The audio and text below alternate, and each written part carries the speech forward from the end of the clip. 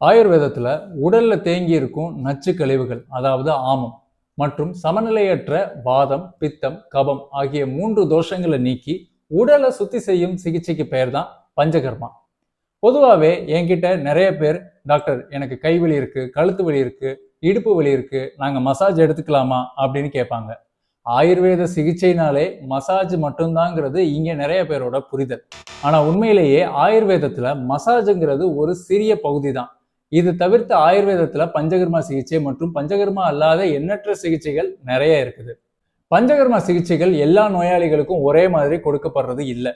நோயாளியோடைய நோய்நிலை, உடல் தன்மை இதை எல்லாத்தையுமே ஆயுர்வேத மருத்துவர் நாடி பரிசோதனையின் மூலமா மதிப்பீடு செஞ்சு அதுக்கேற்ற சிகிச்சையை தான் தருவாங்க.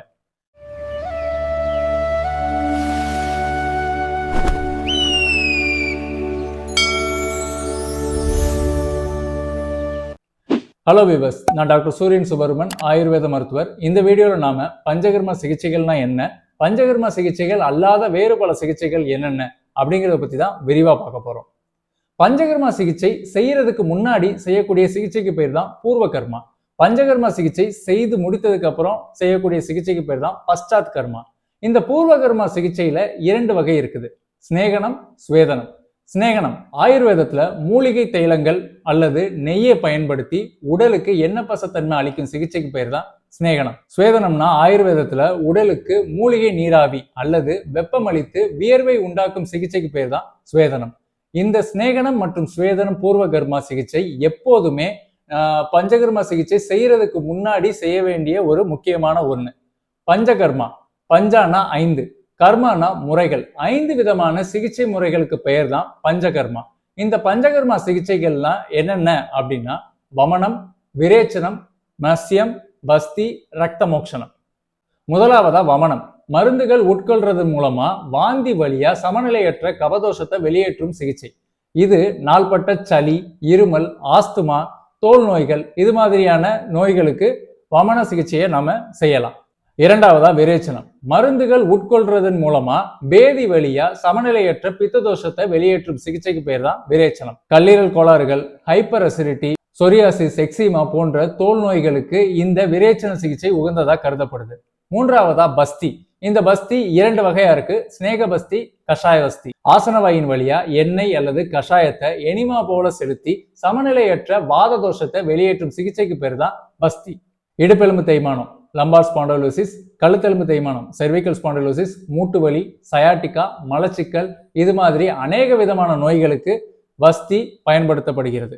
நான்காவதா நஸ்யம். மூக்கின் வழியா மூலிகை எண்ணெயை செலுத்தி சமநிலையற்ற தோஷத்தை வெளியேற்றும் சிகிச்சைக்கு பேர் தான் நஸ்யம். பொதுவா சைனசைட்டிஸ், ஒற்றை தலைவலின்னு சொல்லக்கூடிய மைக்ரேன், முகவாதம் மற்றும் மூக்கடைப்பு இது மாதிரியான நோய்களுக்கு நஸ்யம் பயன்படுத்தப்படுது. ஐந்தாவதா ரத்த மோக்ஷனம். ஆயுர்வேதத்துல கெட்ட ரத்தத்தை இந்த சிகிச்சையின் மூலமா வெளியேற்றலாம்.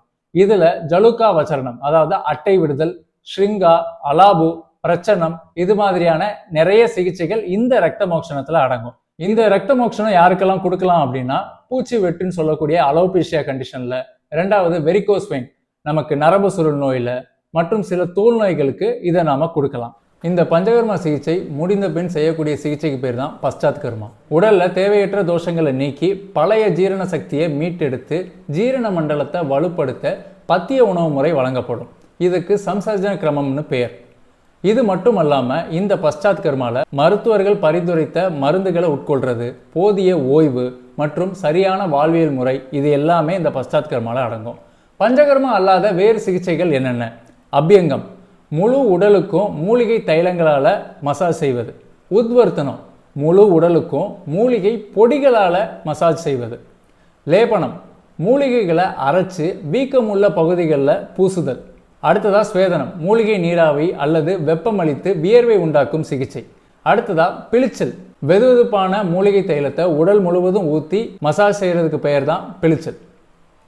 கிளி ஒத்தடம் கொடுக்கறது. அடுத்ததா கிளி ஒத்தட சிகிச்சை. இதுல நிறைய வகைகள் இருக்குது. இலக்கிளி, பொடிக்கிளி, மணல் கிளி இது மாதிரி பல வகைகள் இருக்குது. இலக்கிளினா என்னன்னா மூலிகை இலைகளால் செய்யப்பட்ட பொட்டலங்கள் வச்சு ஒத்தட சிகிச்சை கொடுக்கறது. பொடிக்கிளினா என்னன்னா மூலிகை பொடிகளால் தயாரிக்கப்பட்ட பொட்டலத்தை வெப்பமளித்து நமக்கு ஒத்தடம் கொடுக்குற சிகிச்சைக்கு பேர் தான் பொடிக்கிளி. இது மாதிரி பல்வேறு வகையான கிளி வகைகள் இருக்குது. இது மாதிரி எண்ணற்ற சிகிச்சைகள் நம்மளுடைய ஆயுர்வேத மருத்துவத்தில் இருக்குது. இந்த வீடியோவில் நாம் பஞ்சகர்மா சிகிச்சைனா என்ன, பூர்வ கர்மா, பஷ்டாத் கர்மா மற்றும் பஞ்சகர்மா அல்லாத வேறு சில சிகிச்சைகள் என்னென்னங்கிறத நம்ம பார்த்துருப்போம். இப்போது நிறைய பேருக்கு இதில் நிறைய விதமான சந்தேகங்கள் இருக்கலாம். எப்போவுமே ஒரு சிகிச்சை நம்ம ஆயுர்வேதத்தில் செய்கிறோம் அப்படின்னா மருத்துவருடைய கன்சல்டேஷன் இல்லாமல் செய்யவே கூடாது. மருத்துவர் எப்போவுமே ஒரு நோயாளியுடைய நாடியை பரிசோதித்து தான் இந்த நோயாளிக்கு இந்த சிகிச்சை செய்யலாம் அப்படிங்கிறத அவர் சொல்லுவார். அதுபடி தான் நம்ம எப்போவுமே செய்யணும். சில நோயாளிகளுக்கு சில விதமான சிகிச்சைகள் செய்கிறது உகந்தது அல்ல. அதை எப்போவுமே நம்ம மனசில் வச்சுட்டு ஒரு ஆயுர்வேத மருத்துவரை கன்சல்ட் பண்ணிட்டு தான் நம்ம எந்த விதமான பஞ்சகர்மா சிகிச்சைனாலுமே செய்யணும். இது மாதிரி பயனுள்ள தகவல்களை தெரிஞ்சுக்கிறதுக்கு எங்களோட யூடியூப் சேனல் நம்ம வீட்டு மருத்துவரை சப்ஸ்கிரைப் பண்ணிக்கோங்க. உங்களுடைய நண்பர்களுக்கும் நம்மளுடைய சேனலை ஷேர் பண்ணுங்கள். இன்னும் உங்களுக்கு ஏதாவது சந்தேகங்கள் இருந்தால் தொடர்புக்கு என்னுடைய நம்பரை தரேன், அதுக்கு கால் பண்ணி நீங்கள் பேசிக்கலாம். உங்களுக்கு தெரிந்தவர்கள் யாராவது நோயால் அவதிப்பட்டிருந்தாலோ இல்லை பஞ்சகர்மா சிகிச்சை பற்றி தெரியணும்னு நினச்சாலோ என்னோட நம்பருக்கு கால் பண்ணி கேட்டுக்கலாம். நன்றி, வணக்கம்.